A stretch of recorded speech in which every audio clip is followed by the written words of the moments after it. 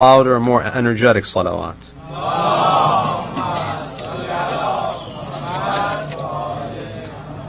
أعوذ بالله من الشيطان اللعين الرجيم. بسم الله الرحمن الرحيم. الحمد والثناء لله رب العالمين، ثم الصلاة والسلام على خاتم الأنبياء والمرسلين سيدنا ونبينا محمد وعلى أهل بيته الطيبين الطاهرين. اللهم صل على ولعنة الله على أعدائهم ومنكر فضائلهم من الآن إلى قيام يوم الدين. رب اشرح لي صدري ويسر لي أمري واحلل عقدة من لساني يفقه قولي. ثم أما بعد، فقد قال الله تعالى في محكم كتابه: بسم الله الرحمن الرحيم. ولقد كتبنا في الزبور من بعد الذكر أن الأرض يرثها عبادي الصالحون. صدق الله العلي العظيم. صلوا على محمد وآل محمد.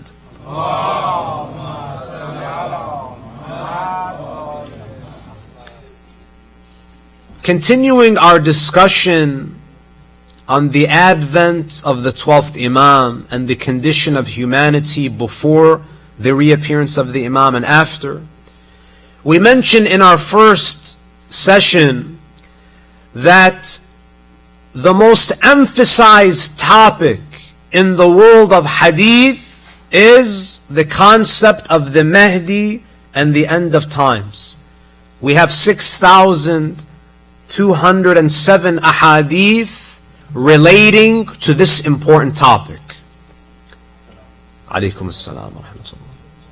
We also mentioned that the topic of the Mahdi is the topic of a savior, and the descriptions of the end of times is not only something that is discussed in the Islamic tradition. All major religions have addressed the topic of the end of times and the future of humanity. Judaism, Hinduism, Buddhism, Christianity, you find passages in all of these scriptures that give us detailed accounts about the end of times. We also spoke about the phrase Akhiruz Zaman in hadith literature. And we mentioned that Akhiruz Zaman has two usages in hadith literature. Sometimes Akhiruz Zaman refers to a very extended time period where we're referring to the advent of Islam until the day of Qiyamah, the bi'th of the Prophet until the day of Qiyamah. And the Holy Prophet is also referred to in many ahadith as Nabiyyu Akhir Zaman, the Prophet of the end of times. And we have other ahadith where the end of times refer to a more specific time period, namely the end of Al-Ghaybatul Kubra until the Dhuhur of the Imam and the Day of Judgment. When you look at the ahadith, some of the descriptions of the end of times address the intellectual state of humanity at the end of times. You know, brothers and sisters, in the Islamic tradition, there is great emphasis on intellectual development. Allah subhanahu wa ta'ala, throughout the Holy Quran, admonishes communities for following their ancestors blindly. One of the criticisms that is directed towards the Meccans is that you people are blindly following in the footsteps of your predecessors. Allah subhanahu wa ta'ala is inviting the human being to make use of his intellectual faculties. When you look at the ahadith that speak about the end of times, you find that people will not pay attention and not give weight to some of the most fundamental questions that we encounter. People will be greatly confused with respect to the three most fundamental questions that we need to ask as human beings. The first is, min ayn? Where are we from? What is our origin? How did we come into being? How did this universe come into being? You find that either there is mass confusion, there is a lot of doubt, or there is an attitude of apathy about these important questions. Secondly, wafi ayn?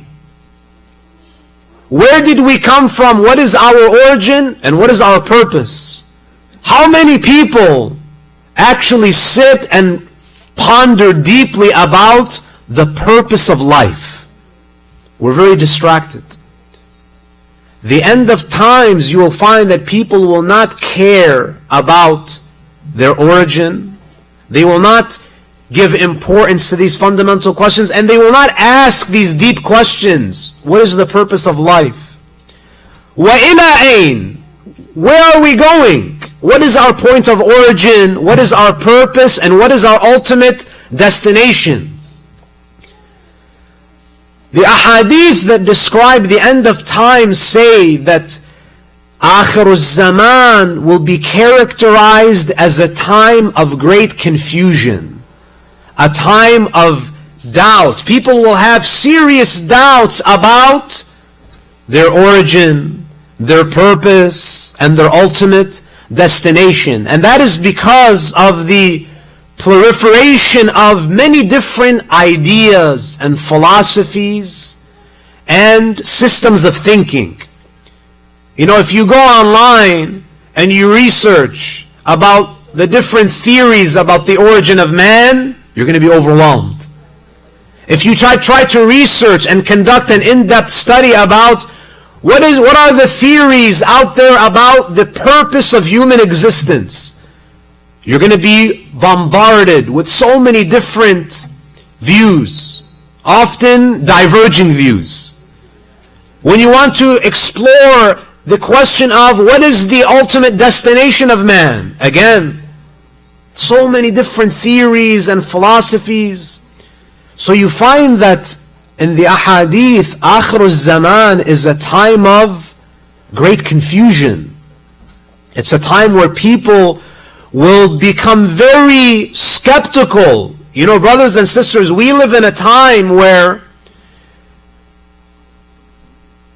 people are extremely skeptical and doubtful.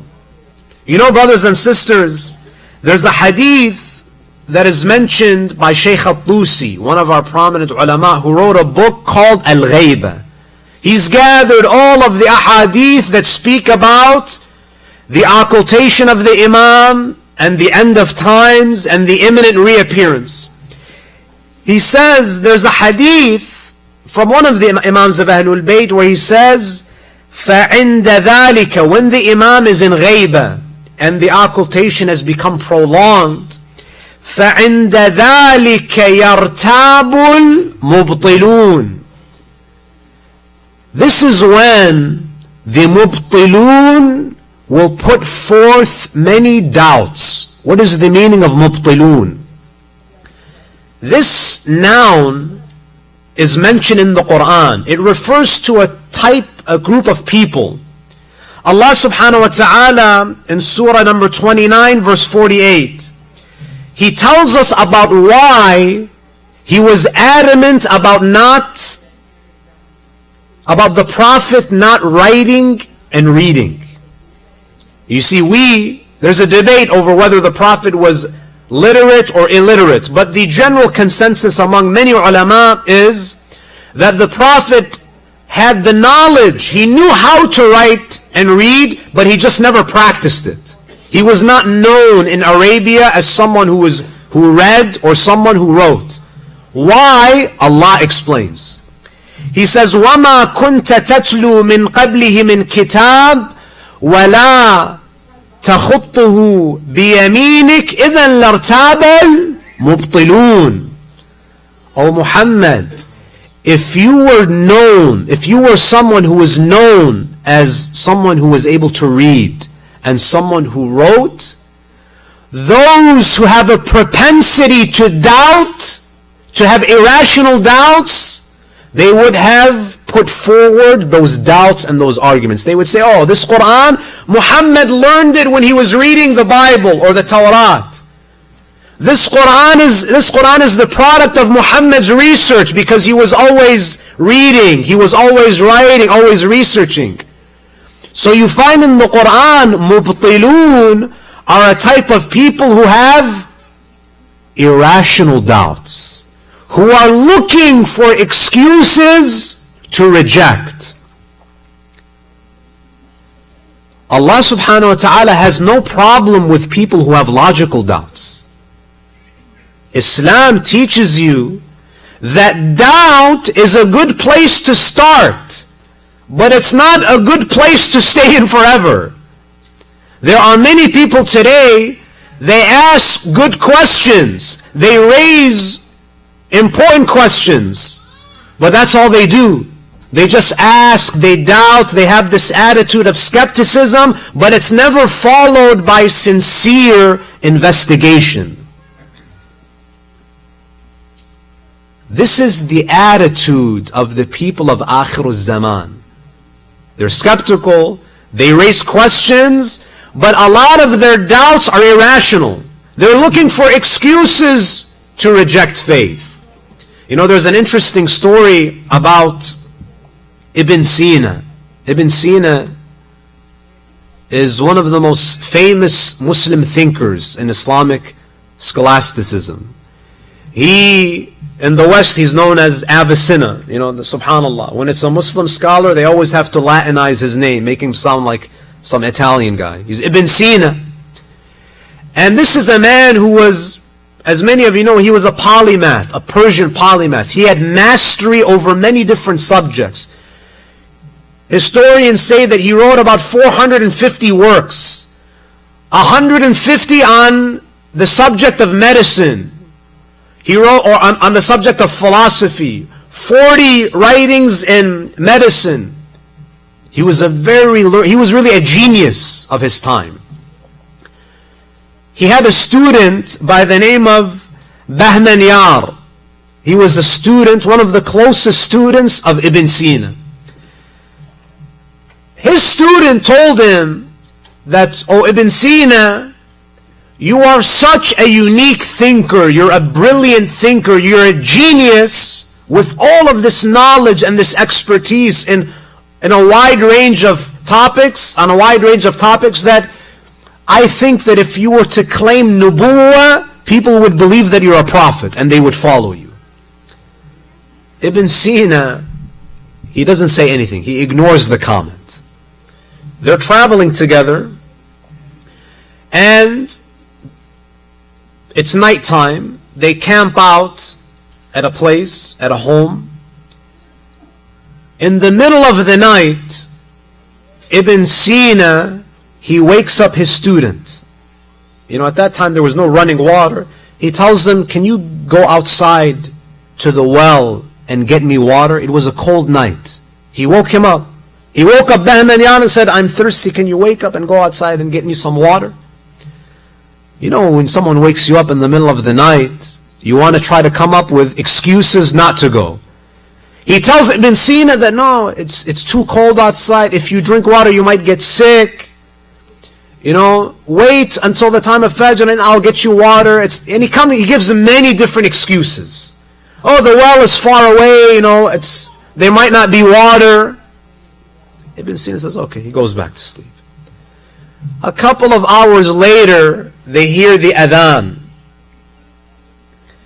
They both wake up. Ibn Sina tells his student that this is the difference between Ibn Sina and Muhammad sallallahu alayhi wa alayhi.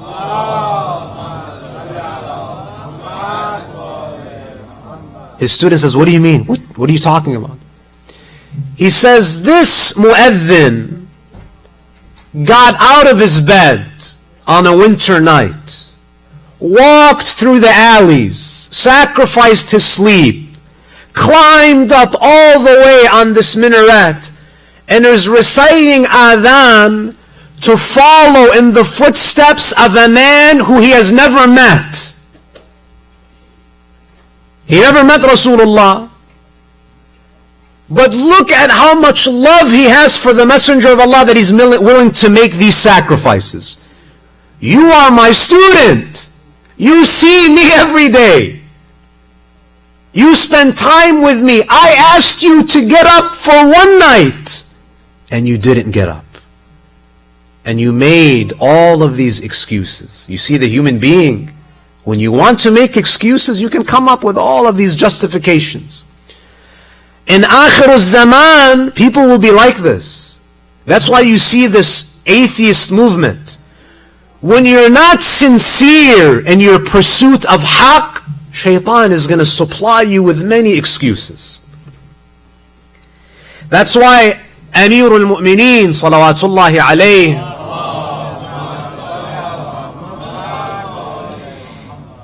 he quotes the Holy Prophet. He says, Rasulullah sallallahu alayhi wa says, Al-Mahdi min wuldi. The Mahdi is from my progeny. He's one of my sons. تكون له غيبة وحيرة تظل فيها الأمم. He will go through a ghayba, an occultation, and there will be so much confusion around the world that nations will go astray. Generations will go astray. Now when you read these ahadith, it's easy to become depressed. Sometimes when you read about Akhiruz Zaman, you lose hope. But in the ahadith about Akhiruz Zaman, there are a lot of glad tidings that have been offered to us. There's a beautiful tradition from the sixth holy Imam, Al-Imam Ja'far al-Sadiq, salawatullahi alayhi, where he says that even though Akhiruz Zaman is known as the darkest of times, Sallu ala Muhammad wa ala Muhammad,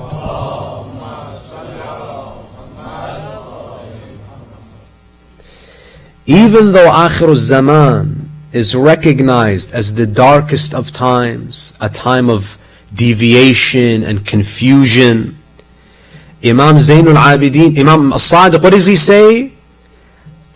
It's also an opportunity to be among the best servants of Allah.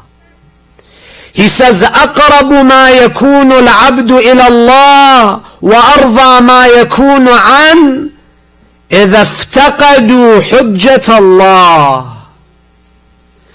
The closest you can be to Allah, if you want to be so close to Allah, and if you want Allah to be pleased with you, you need to yearn for Allah's hujjah. You need to miss and feel this void in you for the Imam of your time. You know, brothers and sisters, you and I need to be like Yaqub. Yaqub in the Holy Quran, when he was separated from Yusuf, what happened to him? Was he smiling and laughing, or did he feel the absence of Yusuf? وَبْيَضَّتْ عَيْنَاهُ مِنَ الْحُزْنِ فَهُوَ كَظِيمٌ. And Yaqub knew where Yusuf was. He knew that Yusuf was okay. Do you and I know where Sahibuz Zaman is? Do we know if the Imam is okay? We don't. We need to mourn and we need to yearn for Sahibuz Zaman, just like Yaqub yearned and longed for Yusuf. We have to miss the Imam. We have to yearn for him. We have to feel his absence. The Imams of Ahlul Bayt, they say during the ghaybah, the real believers are doing what? They are anticipating the reappearance day and night. Day and night. What does that mean? When something, if you have a problem, you know the ghaiba, you have to look at the ghaiba as a problem. This is not an ideal situation for the ummah to not have direct access to Allah's representative on earth. It's not ideal. When you have a big problem, what happens? You're always thinking about it. If you have one car and you need your vehicle to go to work and your car breaks down, what are you going to be talking about all day? What's going to occupy your thoughts all day, every day? Repairing your car. Because it's a problem, you're thinking about it day and night. This is why Ahlul Bayt, they say the mu'min is anticipating the zuhur day and night. Because it's a big problem not to have that direct access to the Imam. That's why in Dua and Nudba, what do we say? Azizun alayya an ara al-khalqa wa la tura. It is very painful for me that I get to see everybody, but I don't get to see you. وَلَا أَسْمَعُ لَكَ حَسِيسًا وَلَا نَجْوَى. Not only do I not see the Imam, I don't even get to hear from him. You find, brothers and sisters, that the Imam continues in the hadith and he says, وَإِنَّ أَشَدَّ مَا يَكُونُ غَضَبًا عَلَىٰ أَعْدَائِهِ إِذَا أَفْقَدَهُمْ حُجَّةً. Ahlul Bayt and their followers, they've had enemies from the days of Rasulullah. Generation after generation, the followers of Ahlul Bayt have been persecuted. But you know, brothers and sisters, Allah is most angry with those who attack the followers of Ahlul Bayt during the ghaibah. More so than any period. Why? I'll give you a simple example. During this time period, because the Imam is not present, or he has not reappeared, technically our spiritual guardian is not with us. If you see an orphan who's being attacked, and the guardian of that orphan is not present, wouldn't that evoke more anger? Because you're attacking a yatim in the absence of his guardian. So the action is even more ugly. Because you're taking advantage of the vulnerability, the extra vulnerability of the orphan. Because the orphan doesn't have the caretaker or the guardian with them. Ahlul Bayt, they say, Allah's wrath is incurred the most during the ghaibah, because when the followers of Ahlul Bayt are being attacked, they are like the yatim that is being attacked when the guardian is not with them. When the guardian is not with them. Now, brothers and sisters, when you look at these ahadith, you find that there are certain believers in Akhiruz Zaman whose faith is so strong, whose yaqeen is so strong, that the hadith says, وَقَدْ عَلِمَ, Imam al-Sadiq says, وَقَدْ عَلِمَ أَنَّ أَوْلِيَاءَهُ لَا يَرْتَابُونَ لَوْ عَلِمَ أَنَّهُمْ يَرْتَابُونَ لَمَا أَفْقَدَهُمْ حُجَّةَ طَرْفَةَ عَيْنٍ. The hadith says Allah knew that there will be believers during the ghaibah who will never lose faith in their Imam. If Allah knew that all people would be shaken by the ghaibah, there would have never been a ghaibah. There would have never been a ghaibah. In fact, there are people during the ghaibah, during the end of times, whose intellect is so sharp and their ability to comprehend is so profound that Imam Zainul Abidin, salawatullahi alayhi, Allahumma salli ala Muhammad, the Imam, he says, Inna Allah alima أنه يكون في آخر الزمان أقوام متعمقون. Imam al-Sajjad, he says, Allah in His knowledge, He knew that at the end of times there will be people who have sharp intellect, who are so deep in their understanding. فَأَنزَلَ اللَّهُ قُلْ هُوَ اللَّهُ أَحَدٌ. Imam al-Sajjad, he says, the reason why Allah revealed Surah Al-Ikhlas is because Allah knew that at the end of times there will be people who understand the power of Surah Qul Huwa Allahu Ahad. Surah Qul Huwa Allahu Ahad was not revealed for those who were in the past. This surah, even though it's only a few ayat, the message of this surah is so deep. Imam Zainul Abidin, he says, this will be understood by the mu'mineen of Akhiruz Zaman. For many people, La ilaha illallah is something that we teach the little kids in madrasa. You know, it's the base, elementary stuff. Imam Zainul Abidin, he says, the secret of La ilaha illallah will be understood by mu'mineen of Akhiruz Zaman, because their intellect is so refined. And the Imam says, Al-Muntadhirun li-dhuhuri, those who are actively waiting for the reappearance of the Imam, أفضل أهل كل زمان. The people who are waiting, actively waiting for the reappearance, they are better than the mu'mineen of all of the previous generations. During the ghaibah, brothers and sisters, you have an opportunity to be superior to Abu Dhar, to be superior to these companions who were steadfast with the Imams of Allah, because they had the privilege of seeing the Ma'soom day in and day out. Your Iman is unique. It's superior to theirs if you are pious.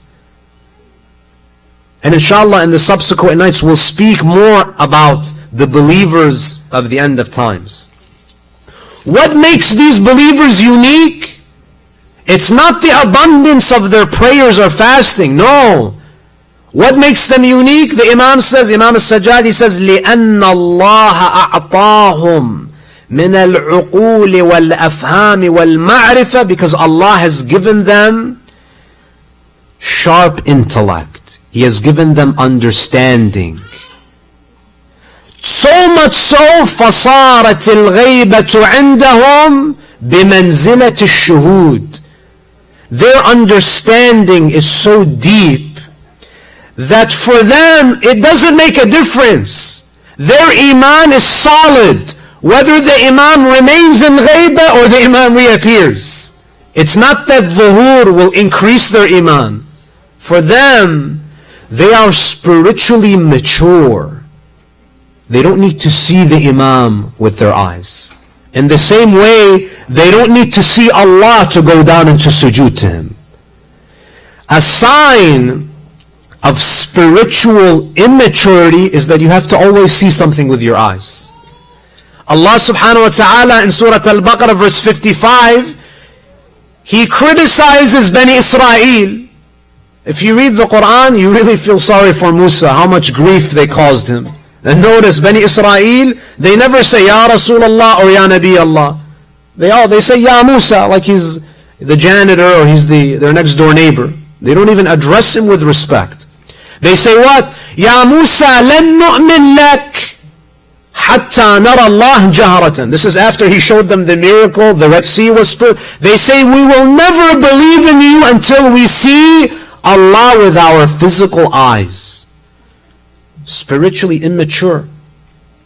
Fir'aun was the same. When he saw the signs, what did he say? You mocked Musa. He looks to Haman, one of his helpers, his builders. He said, فَأُوْقِدْ لِي يَا هَامَانَ عَلَى الطِّينِ فَاجْعَلْ لِي صَرْحًا لَعَلِّي أَطَّلِعُ إِلَى إِلَهِ Musa. Fir'aun had a builder, an architect, a builder by the name of Haman. He says, Haman, Musa is speaking about Rabbil Alameen, build a tower for me so I can go up on this tower and at least get a glance of Musa's Lord. Spiritual immaturity. You have to see it to believe it. Whereas the mu'mineen, they understand there are many things that are beyond the perceptible world. The Imam continues, Imam Zayn al-Abidin, he says, the mu'mineen of Akhiruz Zaman, they are like al-mujahideen bayna yaday Rasulillah bis-sayf. The believers at the end of time who are able to hold on to their faith, they're righteous, they're pious, they are like the ones who fought alongside Rasulullah in the battlefield. أولئك المخلصون حقا. Imam al-Sajjad, he says, these are the real sincere ones. These are the real Shi'as. These are الدعاة إلى دين الله سرا وجهرا. These are the ones who invite people to Allah when they speak and even when they are silent. Can you imagine that you become so pure that even your silence is da'wah? Many of you maybe have been to Karbala and Najaf, and I hear this from a lot of youth. Sometimes when you sit with certain ulama, you go to Qom, Najaf, other places, sometimes when you sit with spiritual people, just being in their presence has an effect on you. Many of you may have seen ulama, you've been around certain mu'mineen where they don't even need to talk. When you look at them, when you're around them, they motivate you to elevate yourself. These are the mu'mineen of Akhiruz Zaman. Sallu ala Muhammad wa ali Muhammad.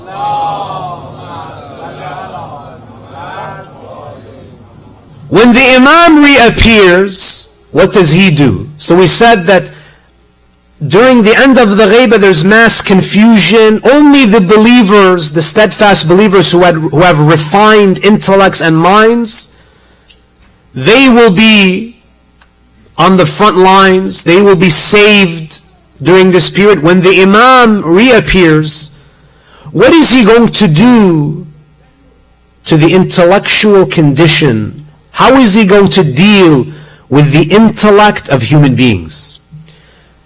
The hadith is from Imam al-Baqir, salawatullahi alayhi.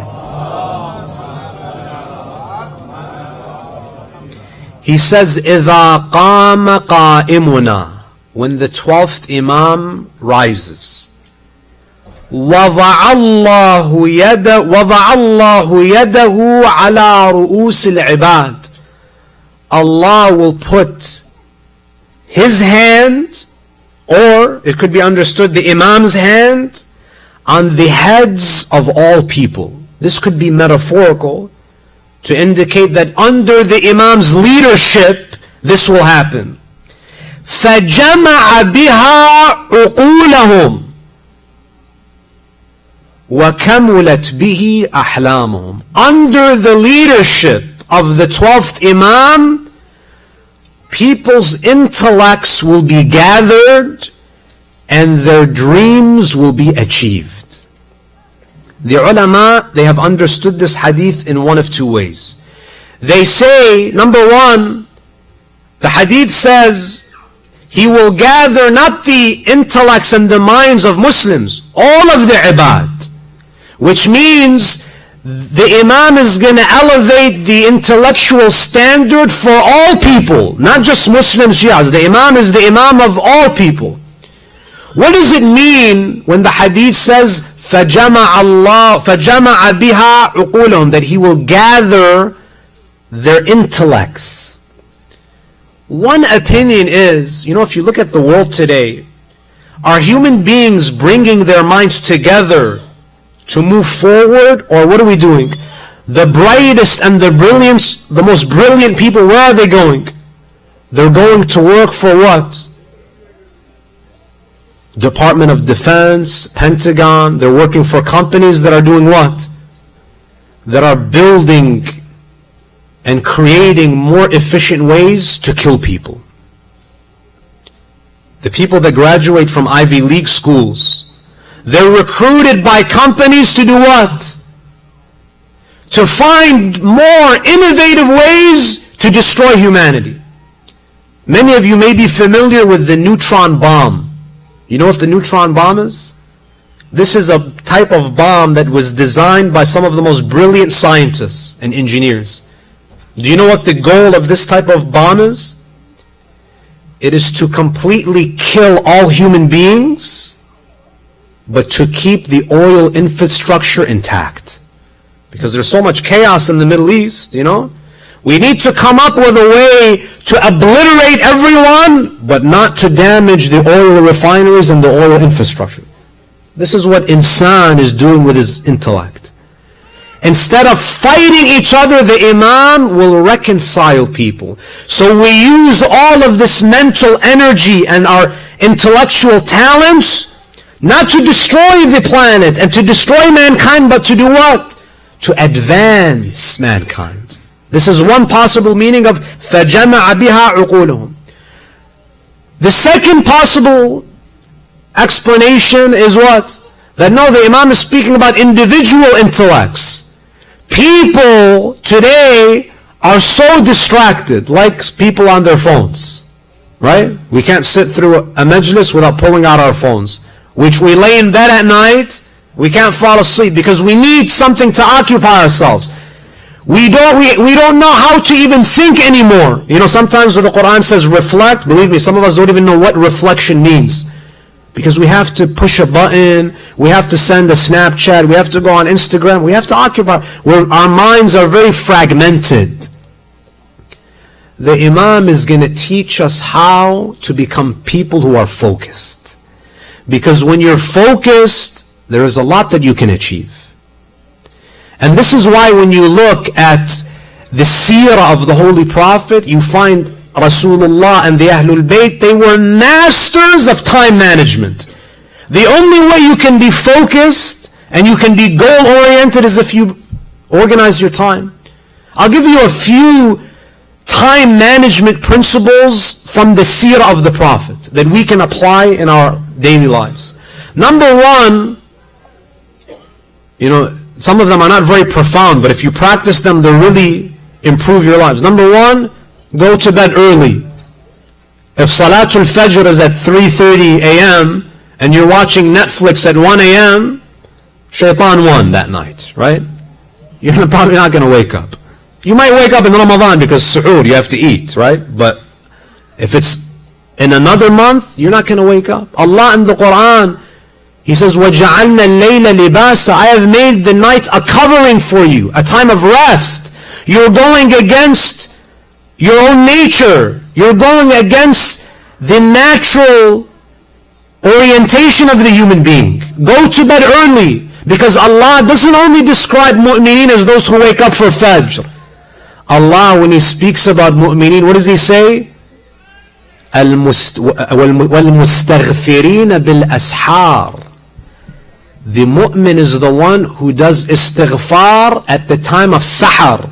The time of sahar is the end of the night before Fajr. To wake up before Fajr or at the time of Fajr, you have to sleep early. If you look at all of our ulama, they used to go to bed early and they would wake up before Fajr. You have to build this discipline.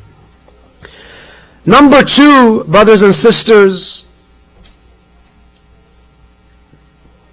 organize your schedule around the time of Salah. You know, sometimes when we look at our calendars, we set this meeting, that meeting, we have these errands to run, and then we try to fit Salah into our schedule when we have time. Ahlul Bayt, they teach us, build your schedule around the time of Salah. Shift everything else around, because your schedule is a reflection of your priorities in life.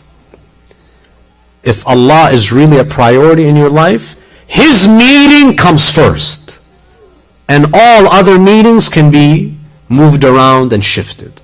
When Rasulullah used to sit with his companions, they were having conversations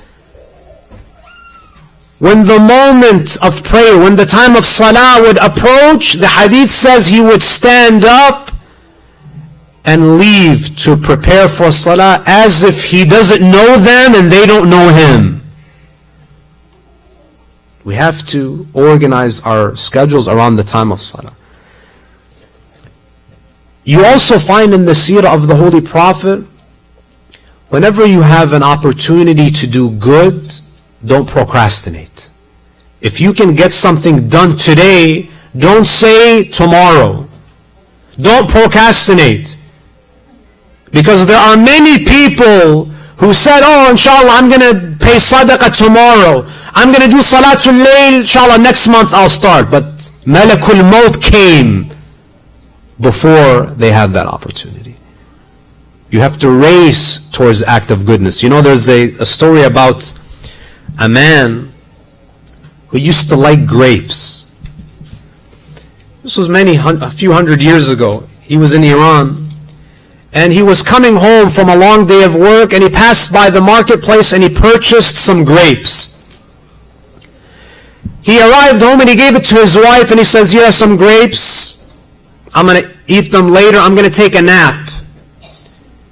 He goes and he takes a nap for a couple of hours. He wakes up. He asks his wife, where are the grapes? Bring the grapes. I want to eat them. She says, they're gone. Why are they gone? Oh, we ate them. The kids wanted, they ate them. When he saw this, he immediately stood up and he left. He thought to himself that my family forgot about me while I am still alive. I'm providing for them and they forgot me. What is going to happen when I die and they bury me? Who's going to remember me? I made a simple request. I am alive and they forgot about me. So he decided that it was urgent for him to make an immediate investment in his akhirah. If your own children, and believe me, brothers and sisters, when you die, your children, your loved ones, they might recite Surah Al-Fatiha for you, multiple times a day, especially if it's been recent. But when the months go by and the years go by, don't depend on people's Surah Al-Fatiha. You're going to be forgotten. I know people that barely visit the graves of their parents. If you have a lot of hope that people are going to recite Surah Al-Fatiha and do good deeds on your behalf, believe me, you're in for a major disappointment. So he goes and he purchases a piece of land and he hires a builder and he decides that he wants to build an Islamic school. He says, all this money I'm spending on my children, you have to provide for your children.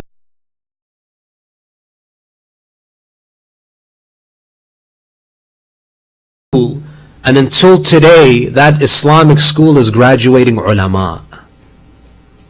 Because he realized that if I want to be comfortable in the akhirah, I have to invest for myself.